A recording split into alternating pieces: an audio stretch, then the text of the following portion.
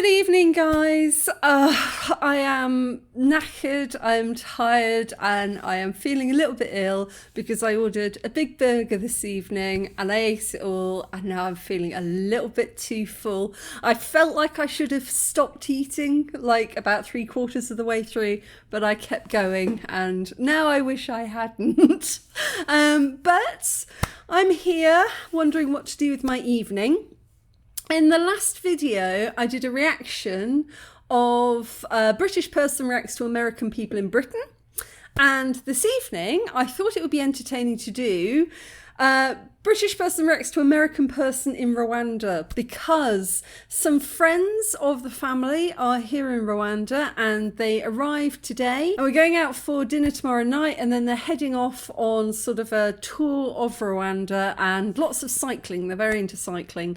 But I thought it would be interesting to react to somebody coming to Rwanda. And this one is called, let me find it, Kigali, What to Know Before You Go, by Adventurous Midlifer. And I'm feeling that title. As a midlifer myself, who has recently really got into motorbikes, I am feeling that title. So let's see what she says about coming to Kigali.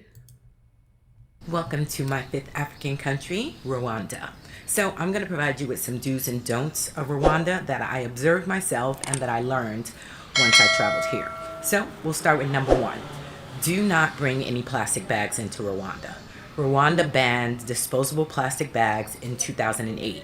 You will have them confiscated at the airport, and it's just an uncomfortable situation. So do not bring any plastic bags. Don't bring polythene plastic bags. Ever. There is no reason to do so. You can bring fabric bags. You can bring paper bags. Bring any type of bag you like, but don't bring polythene ones. And again, this keeps coming up over and over again.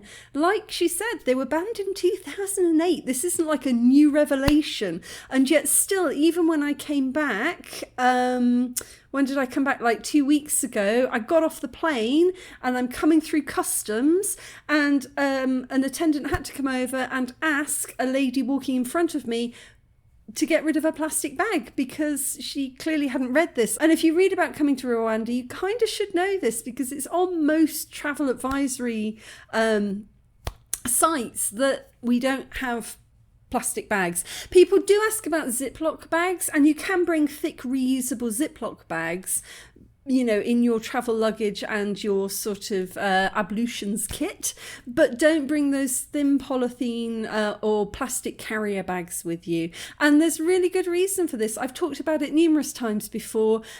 Several years ago, I went to visit the Masai Mara, and driving into the Masai Mara, there were just plastic bags all over the savannah. It was an awful, awful sight.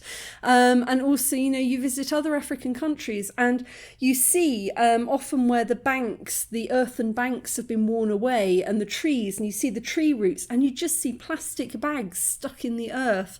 So, you know, they were banned for environmental reasons. So just don't bring them. Number two. This is one that I don't think people really are aware of, and it's something that affected me when I traveled here to Rwanda. Have 2 blank pages in your passport, 2 blank visa pages. Rwanda is a country that requires 2 blank visa pages in order for you to enter their country. Their visa is a full page, and you need to have an additional blank page after they stamp it with the full page. I didn't know this. I've never been caught out by this, but then I've never got to the end of a passport. I recently renewed my British passport and I opted for the thicker sized one, which has got extra pages. But even with a regular sized British passport, I've actually never fully used up a passport and got to that point before. But this lady's clearly travelled a lot. So if you do travel a lot, this is an important one to know. So, just a reminder, getting around Rwanda. The best way to get around Rwanda are motos. You will see hundreds and hundreds of motos every single where you get. They're easy to get because there's so many of them and they are everywhere. Motos are absolutely bloody brilliant. They're one of the best things about Kigali. I love motos. I did a video on how to take them. This was a long time ago. I was still a bit awkward with the camera, but I tried to explain. If you've never got on the back of a public motorbike before, it can be a bit of a daunting idea, because in the UK, in most countries, you don't just get on the back of people's motorbikes as a form of public transport. And a lot of people have never been on the back of a motorbike before. Even if you travel a lot, you may never have actually got on the back of a motorbike before. So it isn't something that most Western travellers are familiar with doing. So I did do a video about that, but they are fantastic. And if you do find that you feel comfortable doing it and giving it a go, they're an excellent way to get around town. Like public buses do exist and they are incredibly cheap, but they're not always very comfortable. You're usually crowded on. You usually have to wait until they're full before they leave. I would say buses are absolutely fantastic cross country. If you want to go from Kigali to Gisenyi or Musanze or I don't know, even Cyangugu, buses are the way to go. But just for getting around town, it's the motos, because they are so much cheaper than taxis and they can take you to exactly where you need to go, whether that's on-road or off-road. And, you know, they're fairly reasonably priced for what they are. So I'm a huge moto fan. I'm a moto gal. When I'm not driving my own moto, I'm on somebody else's moto. I like motos. 2, it is cost effective. The average price for a moto to get around within Kigali is anywhere from 500 to 2,000 Rwandan francs. 500 Rwandan francs is equivalent to 56 cents in the US. So it is very, very cost effective. Now, what I really like about Rwanda is the fact that every moto driver is required to have a helmet for the passenger. Not only are they required to have a helmet, but you're also only allowed to have one person per motorbike. So if you go to somewhere like Uganda, Kampala, I have sat on motorbikes and been like 3 to a seat before, and that's not really very safe. I've been 3 to a seat, no helmet, don't recommend it. In Rwanda, very strict, you must have a helmet. They're not always the best, they usually don't fit, but you know, there's a visor, it stops anything getting in your eye. I'm not really convinced that it would be that helpful if you did fall off, but you do have to wear one, and you can't have more than one person as a passenger at a time. So that's really good. And they are licensed as well, which is very important. Unlike in Kenya and Thailand and some of these other countries, you will not get a helmet. Rwanda requires it by law. Okay, so for my folks that don't like motos, like you really have a fear of being on the back of somebody's motorcycle, that's fine. There's 2 apps that you can use. Uber does not work in Rwanda. You can use Yego, Y-E-G-O, or you can use Move. I will tell you. No, actually, I've stopped that prematurely. I'm going to let her keep speaking here, and then I'm going to wade in advance that they're slow and super inconsistent. But let me. No, she nailed it. They are slow and they are inconsistent. It's kind of hard sometimes, because if you come from somewhere like the UK, black cabs in London have to pass something called the knowledge before you get your cab license, where you have to be able to navigate the streets of London without a GPS. You have to know exactly where you're going and where everything is. In Kigali, it's kind of crazy because it's a small city. There are not that many places that tourists in particular would go to, and the number of taxis and the motors as well, who have no idea where the main restaurants are, or you know, the main kind of chill out places or the pools. So it can be really kind of difficult if you don't have local knowledge to explain to your driver where it is you're going. Now, taxis do tend to be a bit better, but the problem with the apps like Move and Diego is they can't find you. If you're standing next to a major hotel, yeah, maybe, but if you live in a house or you're leaving from a friend's house, or, you know, you try and call them to book a cab, and then they'll start calling you back over and over trying to find you. And if you don't know where you are and they don't know where you are, because most of the time they don't know where you are, it's just an absolute faff. I have never managed to get Yago or Move apps to work properly for me. I gave up years ago. So I'm a motor girl, but if you do want a taxi, what you tend to do is you get the number of somebody that you trust, and that's difficult if you're a tourist and you're not here for very long. But ask in the forums online, somewhere like Living in Kigali or expats in Rwanda, just drop a line saying, hi, I'm here for a few days, has anybody got a trustworthy, reliable taxi driver who speaks English? And you will get 10 numbers pretty quickly, and try them until you find somebody that you think is decent. It's not so much that Uber isn't here. Uber wasn't allowed to come here. I think they did apply and were rejected. I'm not entirely sure what the full story is, but yeah, we never got Uber, which is fine, but it would help if there was a really decent alternative. And the other thing with taxis here is originally they were supposed to have meters in them that clock up how far you've been and how much you pay.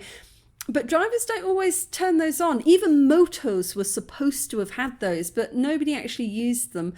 So before you get in, negotiate the price with them. Public transport nationally on buses is absolutely outstanding in Rwanda. And if you're willing to take motos, again, no problem. But the taxi service isn't really brilliant considering it's a capital city. There should be at least one working app that is really reliable and easy to use. And I mean, we've all got GPS today. How can they not find you? That's problematic. Let me add something about the motos. Do know where you're going. Do try and have a central landmark to provide to your moto drivers. A lot of moto drivers don't have smartphones, so therefore they don't have GPS.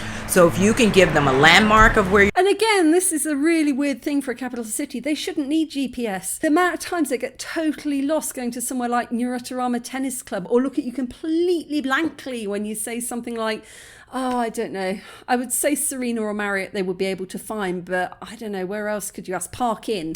You might get a completely blank look, even though it's one of the biggest hotels in the city. I really think that in order to get your moto test, you should be able to identify, where the major hotels, restaurants and bars and tourist attractions are in the city. And that's not to say everybody needs to be fluent in English and French and, no, they're just words. Cant House, Park Inn, I don't know, Kigali Memorial, it's like the main places that people want to go, and it is really hard to communicate those things. And I have said this on arriving in Rwanda before.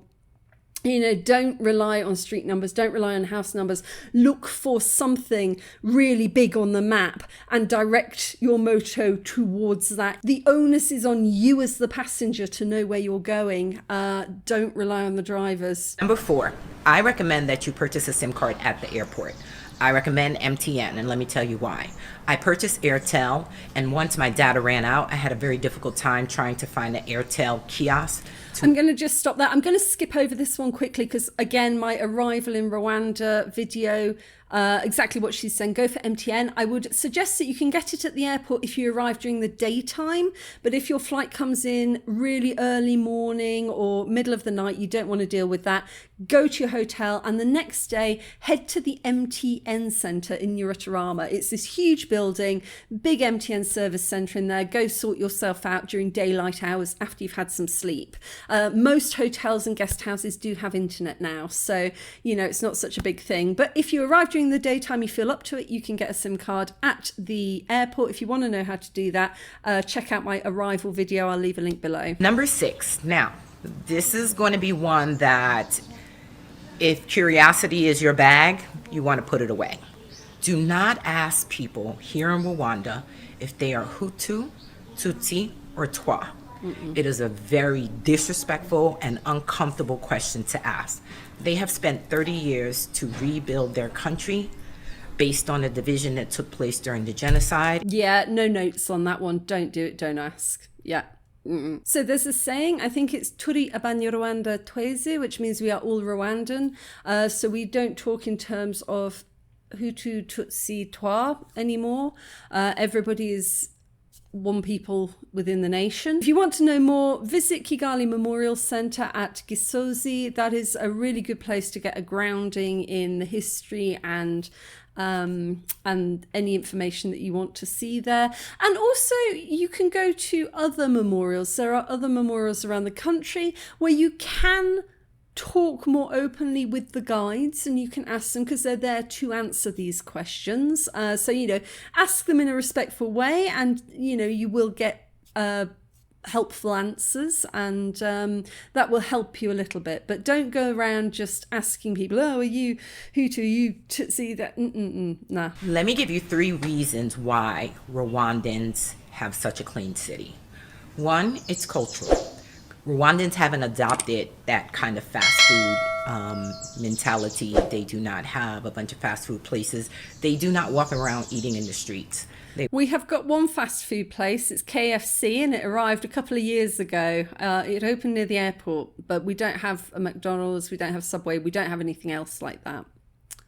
They will step into a restaurant and eat, or they'll eat at home. So that's one way that they can cut down on debris within the country, is they do not have a fast food kind of ideology. The next is legislation, a law that was created by the government, and it's called Umuganda. And Umuganda requires all citizens in Rwanda 18 to 65 to participate in community cleaning the last Saturday of every month. It is Actually, from what I understand, it's technically everybody, but more usually it's one representative per household, and you have the head of Umuganda who they vote on a month-by-month basis as to what people are going to do at each Umuganda. So sometimes it's cleaning, sometimes it's dredging streams, sometimes it might be building or repairing houses or public buildings. Yeah. A national holiday. It is required by law. And people who are... Actually, that is something else to remember, is if you are here, the last Saturday of every month is always Umuganda, and it's hard to get public transport, and most of the shops are closed. They tend to open again between 11 o'clock and 1 o'clock. So by 1 o'clock in the afternoon, everything's open and running again. So it's really just the morning. But if you're visiting Rwanda and it is the last Saturday of the month, be prepared just to stay in bed for the morning, because it won't be as easy to travel around. You can travel around. Nobody will stop you as a foreigner, as a tourist in the country, from going and doing something on a Saturday morning, but on an Umuganda morning. But you will find that a lot of shops are closed. So it's best just to write that one off as a pool day. Next, this is for my smokers. Rwanda is not a smoking community. It is not a smoking country. You find very few Rwandans walking around lighting up and smoking. There are Rwandans that smoke, but smoking in public... Yeah, I used to be a smoker, and it's incredibly cheap to smoke here. When about a few years ago, it was only about 1,000 francs, so about, 60 pence for a 20 pack of cigarettes. It went up to about 2,000 by the time I'd finished smoking. Vaping's an interesting one, because I have seen foreigners vaping, but you can't buy them here. And I didn't think that they were illegal, but then I read something recently. I can't remember where. I'll try and find the resource and I'll leave it below. But it did actually say that e-cigarettes are banned in Rwanda. Now, when you ask this in forums, most people go, no, they're not banned, but you can't get vapes here. But then I did read something that said that they are. Shisha pipes have been banned for several years. You used to have shisha bars here. They were very popular. People did go to shisha bars, but they've now been banned.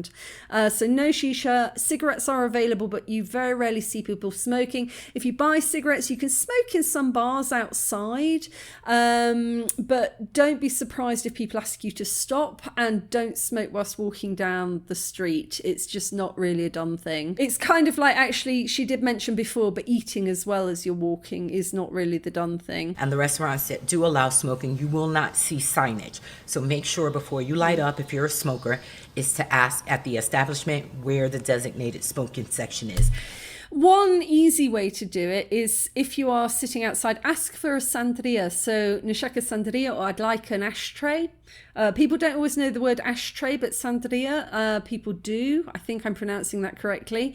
Is that the French? I'm not too sure, but sandria is more widely understood than ashtray.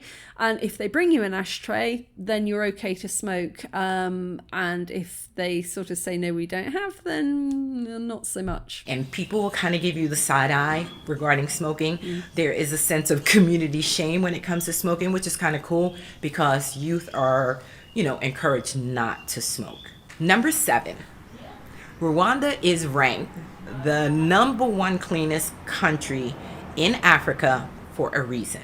Do not litter. Rwandans take great pride in the fact that they have such a clean city.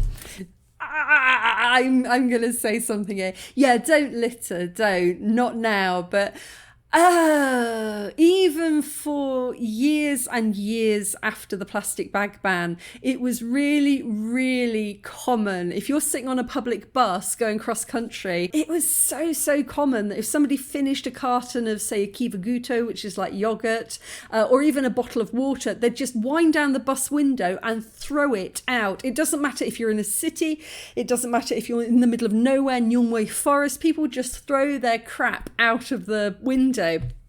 And the reason for that is the chupas, the plastic bottles.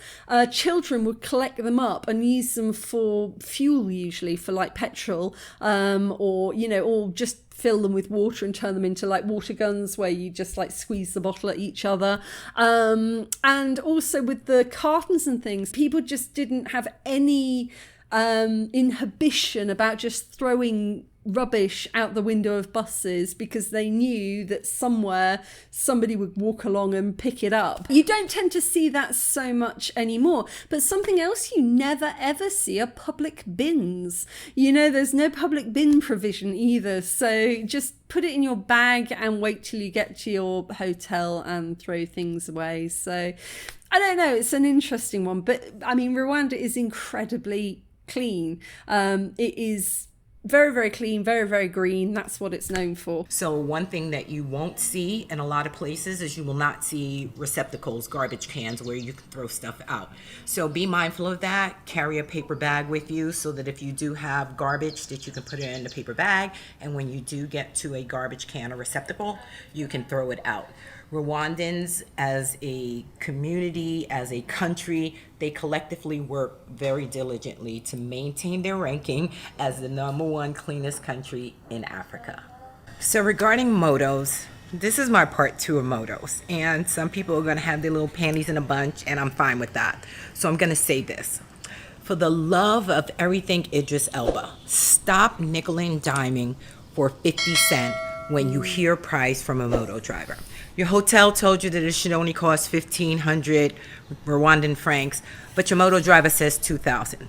If you're from... Your moto driver says 2,000, fine. Your moto driver says 5,000 because you're clearly a tourist and you don't know where you're going. That isn't fine. It is okay to question it, but I totally agree with what she's saying here. If you're expecting 1,500 and it's 2,000, it probably is legitimately 2,000 because the cost of living in Kigali, as with everywhere in the world at the moment, has gone up exponentially at the moment. Many of these moto drivers are supporting several family members or children through school or college.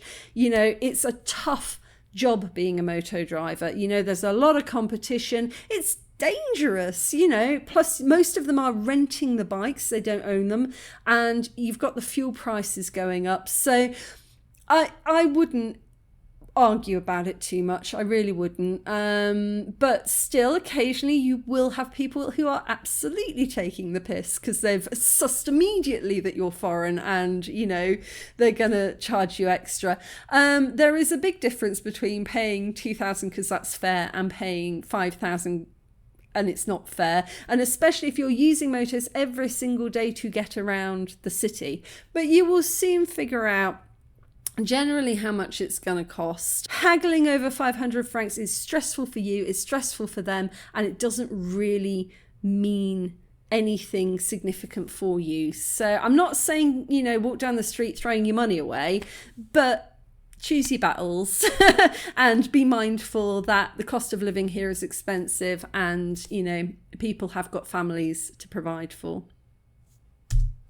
If you're from the US, UK, Britain, whatever, you're talking about 45 to 50 cents. Stop it. Stop it, stop it, stop it. If you were taking a moto for 20 minutes in the UK or in America, it's going to run you about $20, $25 US. And you are nickel and diming over the fact that it's costing you Preach. $2 instead of $1.50. Stop it. I see it all the time. And you know what? People are going to say, well, it's the principle. I don't want to be charged extra because I'm a tourist, blah, blah, blah.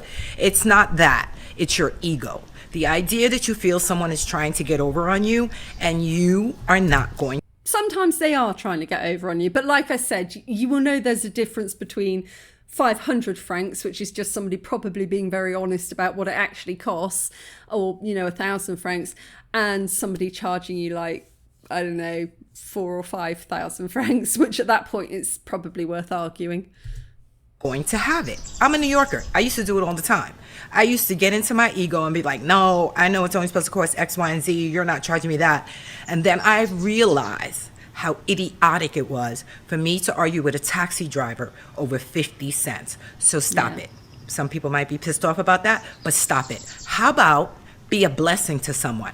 My rule of thumb is, especially in places like Rwanda and Kenya, where the average salary for a moto driver is probably $10 a day for working a 10, 12-hour shift. So you know what? I'd rather be a blessing. So my rule of thumb is I'm going to double whatever they say. So if they tell me 15... I think that's fine advice to double it if you're a tourist and you got the cash. I think for people living here, we will argue over it if it's unfair, but then if you live here, you've got a very, very sound understanding of how much things generally do cost and what is a fair price and what is not a fair price. Because, also for people living here, you can't afford to pay double what something is worth every day because you'd have no money. But yeah, I mean, if you're a tourist and you've got a bit of extra cash to flash, then yes. I certainly, even as somebody who lives here, wouldn't be arguing over 500 francs, probably wouldn't argue too hard over 1,000. Most of what these people are asking for is not unreasonable or unfair because cost of living, man, we are all feeling it at the moment. We all are. They tell me 1,500, I'm going to give them 3,000. You know why? Because that $2.10, 25 cents is not going to make or break me. If you are traveling... I would argue that slightly, because the problem is then you're setting a precedent for the next set of people who come who might not have as much as you do. And if people start to associate, there's an association here that every Mzungu, every foreigner is somehow rolling in cash. Comparatively, most of us are not doing bad. Most of us are able to live quite comfortably. We don't worry too much about rent or whether or not we can eat on a daily basis. But that doesn't always mean that foreigners have got massive amounts of cash to throw around. And it can set an uncomfortable precedent. I understand totally where she's coming from here. If you've got the money and you can, fine. But also, I'd just pay somebody what they tell you it's worth and leave it at that. But then that's a very British thing is, I talked in the last reaction video about the difference between American and British tipping culture, that British people are not really fond of paying extra on top of what they think that they're supposed to be paying, whereas Americans do tend to have this sort of tipping culture where whatever they think the total is, they'll then add extra on top. I mean, I don't know, it's horses for courses, it's whatever you're comfortable with, but also it can be a dangerous precedent to just automatically double the amount that you give somebody when they've told you the price that they think is a fair price, because then in the future it can also set a slightly uncomfortable precedent if people assume that all foreigners are going to give them double what they ask for, or it gets a bit uncomfortable all around there. So general rule of thumb, negotiate before you get on. You're happy, they're happy, pay them what they ask for when you get there. Unless they've been really lovely. I mean, occasionally I've had a moto driver who's just been very pleasant or quite helpful in some way, or has taken me a bit further than I thought I was going to be going. And of course, then I'll give extra. But generally agree the price and just pay that price. Traveling to these countries, an extra 50 cents, $1, $2 is not going to make or break you. So how about we spread some joy? How about we be a blessing as we travel around the world? How about we take on the role of doubling it? How about that? Do bring a universal plug. I found that in some hotels that I've stayed at, it's a 3-prong plug. And in other hotels, it's a two-prong round. So do yourself a favor and get you the universal one that has... And bring the ones that have got the... what do you call it? The fluctuation controller. So the surge protector, that's the word I'm looking for. Bring the surge protector ones, because sometimes the electricity here can be a bit up and down. So surge protection on anything expensive like a laptop. For my Americans, my British, Europeans, French, Germans, leave the loud, obnoxious behavior in your country. I can't say it loud enough. Rwanda is As a British person, I'm going to get myself cancelled here, but lumping us in with the Americans' version of loud is...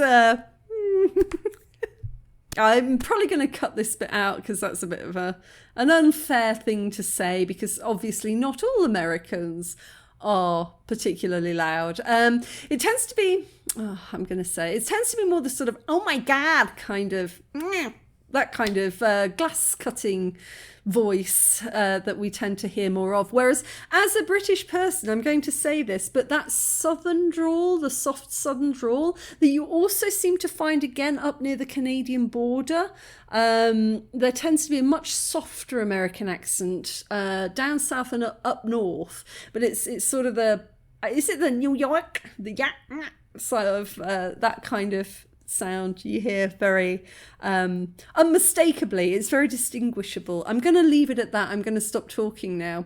But yeah, I think maybe the entitled behaviour, try and drop it. But as well, you know, travelling is stressful. Things stress you out. We all snap occasionally. Here we call it the Mzungu meltdown. We all have it. We all have a Mzungu meltdown. Catch yourself if you can when you start and step back, and do recognise your limits. When you start to feel like you're getting oof and the blood's starting to rise and something's really kind of frustrating you and you're taking that out in the way that you're speaking, deep breath. Step back, go and find a pool, go and find a bar, drink a cocktail, chill out, try again when you're in the mood, because traveling is stressful. And I'm going to say it, traveling in Africa is very stressful sometimes. Things do not work as you always expect them to, and the language barriers come into play, and lack of local knowledge comes into play. Again, like I say, if you try and take something like a taxi to what you think is a well-known tourist attraction, and you end up on the other side of town and you've got no way of explaining how to get to where you want to go, people have meltdowns, people get angry, we all get a bit entitled when we get annoyed about things.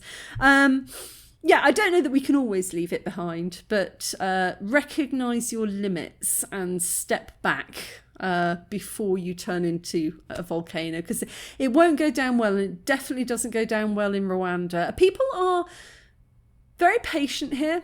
You know, they might not react and they won't start shouting back. People in Rwanda do not raise their voice usually. It's just not the done thing. But they'll think you're an arse. Yeah. very reserved culture. I've been here a month and I haven't seen any loud arguments. I haven't even seen Rwandans being loud in restaurants. I've lived here for many years and I can attest to loud behaviour when the bars close. That as somebody turned my grocery shop next door into a bloody late night bar, and I have got film footage of people shouting at each other late at night trying to start a fight. But it is rare. I mean, compared to the UK, compared to, you know, most European cities, it's very, very, very reserved. I mean, even the way that Spanish people and Italians talk to each other is more like a fight than the way Rwandans will ever talk to each other. Just the normal Mediterranean attitude looks like Krakatoa in comparison to the way that most Rwandans conduct themselves. Very, very reserved, very, very quiet, and sometimes softly spoken to the point of almost infuriation, especially in customer service, is you can be talking to somebody and they are so softly spoken. that you can hardly hear them. And that is very common among Rwandans is, a lot of Rwandans are very good at making public speeches and can talk in public very, very clearly. But just on a one-to-one basis are often very, very, very quietly, softly spoken. It's a very, very reserved culture in comparison. Most of them are kind of soft-spoken, not like in a timid way, but their volume is lower than, say, me as a New Yorker. I had to be super conscious of the fact that I was being very loud in certain situations. Next, don't assume that everyone in Rwanda speaks and comprehends English. There are a lot of people that are not from Rwanda navigating in Kigali. I personally could not tell the difference between someone from Burundi, someone from the Congo, and someone from Rwanda. Now, I'm sure if you live here, you will be able to tell the difference. Hell yes, you can tell the difference. Sorry. Yeah, no, absolutely. Burundians, Congolese, very expressive, much more outgoing. You always say you meet Congolese, you meet people from Burundi. If they like you, it's like, hey. If they don't, it's like, you will know immediately if somebody likes you or not. Very, very honestly here, I've known people for, 5 years, over 5-6 years here, and Rwandans, and I still couldn't tell you what they think of me. You have to have a kind of a thick skin as a foreigner here just to not care after a while. But people are very, very reserved in Rwanda, and it's a reserve that you don't tend to see in surrounding countries. Congo is much more vibrant, much more kind of, expressive, and a little bit crazy. But yeah, it's there's definitely a very big difference. Oh, I'll just stop as well. Sorry, I meant to stop a minute ago, but the place that she's filming here is Buryogo, which is the car-free zone in Kigali. It's like the first sort of attempt at a pedestrian kind of cafe culture. And it's all right. It's nice enough. There's a lot of cafes there, no smoking and no alcohol because it's close to the Muslim quarter in Nyamirambo. But it's quite nice. If you just want to take a walk along it, there's like different restaurants on either side. It's quite cool. I have not found an audio translation program for Kinyarwanda. Kinyarwanda. No, there isn't one yet. Google Translate's okay, but I'll tell you what, beats the crap out of that is ChatGPT. I don't know how they've trained ChatGPT. I think they've taken every single Kinyarwanda English resource ever written and fed it into ChatGPT because I have translated things with Google Translate and I've translated them with ChatGPT, and ChatGPT tends to be better. However, also, for a very, very brief period, I upgraded to the paid version of ChatGPT. And once it had translated something into text, you could hit a button and it would actually read it out. And from what I recall, it wasn't too shoddy. It actually was reading out Kinyarwanda. And so I am not fluent enough, anywhere near fluent enough in Kinyarwanda to say if it did a good job or not, but I was more impressed with ChatGPT than I was with Google Translate. So if you've got a paid version of ChatGPT, you might be able to translate English to Kinyarwanda and have it read out. But on the whole, if you speak English or French, or English and French is quite helpful, you will get by. Most people in Kigali, below the age of, say, 30 do have some English. The younger people in Rwanda, definitely English is much more at the forefront now. I don't know her experience. I speak minimal Kinyarwanda. I can order beer, order food, get home on a moto, say hello, that's about it. And that gets me by. And English otherwise is my language, and I function very easily in Kigali and even when traveling, to be honest.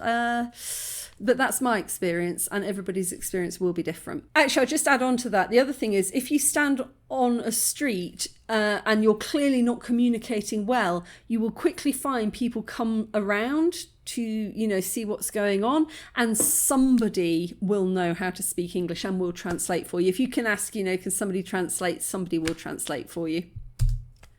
Last, do be aware that in most countries, the question of food allergies never comes up. I'm not sure why, but you will not see signs posted saying this food is made with peanuts. If you have a peanut allergy, let me know. That doesn't happen around the world. I think that's an American, European thing. Yeah, I had an American friend came to visit a while ago, and within about 24 hours, she was in King Faisal with a food allergy. She'd eaten something she didn't know she was allergic to. Yeah, you do need to be really careful if you've got food allergies. You will not find signs saying that in Rwanda. So it is your responsibility 100% if you have a food allergy to be mindful that there are dishes made with peanuts, there are dishes made with... Peanuts are extremely popular here, and you get sauces made from peanuts. There's peanuts even in dishes like isombe, which is like a spinach dish. You can get chips with a pink sauce on top, and the pink sauce is peanuts. Peanuts are very, very widely added to dishes here as a form of extra nutrients. I'm trying to think what else. Sesame seed is very, very common. A lot of fruits. If you've got like a citrus allergy, there's a lot of fruits here. Fish is another one. Again, often isombe or vegetable dishes are boiled up with fish or fish bones. So if you have seafood or fish allergies, be careful. So it's your responsibility to ask. Ask. You can ask, but I also wouldn't always take what you're told as given, because sometimes people don't know, and if they don't know, they're going to tell you it's fine even if it isn't, because there's also a culture here of telling people what they want to hear rather than what's factually accurate. And so sometimes people go, no, it's fine, but they don't understand the implication of what happens if you eat peanut, or that it could be extremely life-threatening. So again, I wouldn't even risk that. If you are that sensitive, I'd cook your own foods and be absolutely certain what goes into it. Okay, I think that's the end of the video. It was very interesting, yeah. For me, it's particularly interesting because I don't know how long she's been in the country, because it seems like she's just passing through lots of different countries. So for having been here for what I assume is a very short time, she's nailed all of the key points, basically. Those are really important and useful points. And I hope I've been able to add a little bit extra to that. But also my experience is different from her experience. She's traveling and I'm pretty static. So yeah, but hopefully that was useful, and yeah, it's really interesting. Like watching people going to the UK for the first time. I always like watching people coming to Rwanda for the first time. It's really nice to see things through other people's eyes, and get the advice. So yeah, if you've got any other useful tips and advice, or if I've got it wrong on anything, let me know below.